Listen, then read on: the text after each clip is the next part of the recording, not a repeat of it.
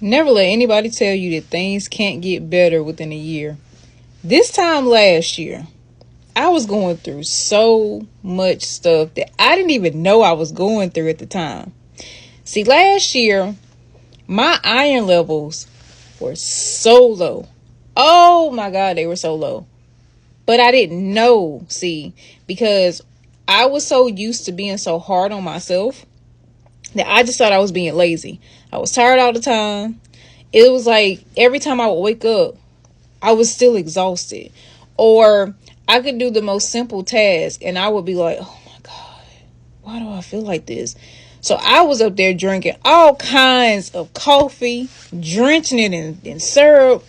I was pushing myself to work out more because I was like, no, I'm just being lazy. Come to find out, I wasn't being lazy. My iron levels were just shot. And so not only was I going through all of that, my uncle had passed.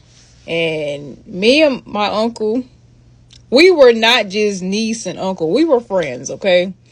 Most of my uncles and I are very close. I'm closer with my uncles than my own dad. So that was like, oh my God, that was the worst. That was the worst. And on top of that, I had just had a cousin that passed too, like a month before that. Not even a whole month, like a few weeks before that. So this time last year sucked. Oh my God. I didn't know how I was going to make it because it was just like so much stuff was hitting me at the same time. Then on top of that, I take care of my dad who has dementia.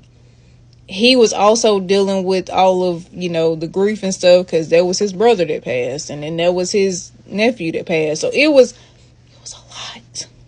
On top of, I have a daughter, so dealing with all her stuff, it was a lot.